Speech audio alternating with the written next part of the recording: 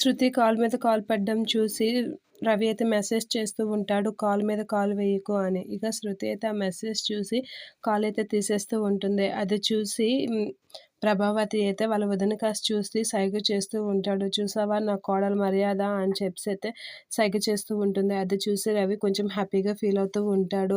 ఏం బాగున్నారా ఆంటీ అనేది పలకరిస్తూ ఉంటాడు. మీరు ఈ ఇంట్లోనే ఎందుకమ్మా కష్టపడుతూ ఇక్కడ ఉండడం?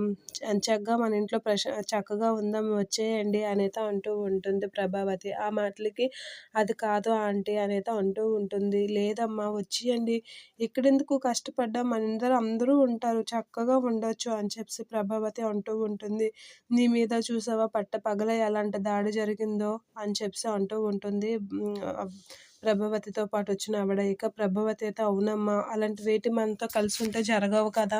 మీరు ఒంటరిగా ఉంటే ఇలాంటివే జరుగుతాయి అని చెప్పేసి అంటూ ఉంటుంది. ఆ మాటలకి నన్ను మీనాయే కాపాడింది. నిజంగా మీనాకి థ్యాంక్స్ చెప్పాలి అని శృతి అంటూ ఉంటుంది. అయినా ఇంటికి రావడానికి ప్రాబ్లమ్ ఏం లేదు ఆంటీ. కానీ అక్కడ మీనా భర్త బాలు ఉంటాడు కదా!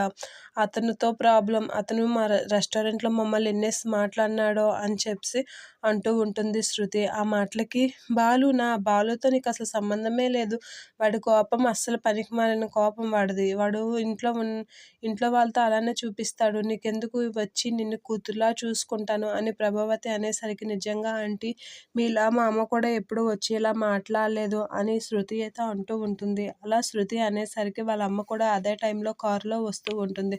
కారులో వచ్చి ఇంట్లోకైతే వచ్చి శృతి అని అయితే గట్టిగా పిలుస్తూ ఉంటుంది. అలా పిలవగానే శృతి ఒకసారిగా షాక్ అయ్యి అలా చూస్తూ ఉంటుంది. ఇక రవి కూడా షాక్ అవుతూ ఉంటాడు. ప్రభావతి వీళ్ళందరూ అయితే శృతి వాళ్ళ అమ్మ రావడం చూసి ఒకసారిగా షాక్ అవుతూ ఉంటారు.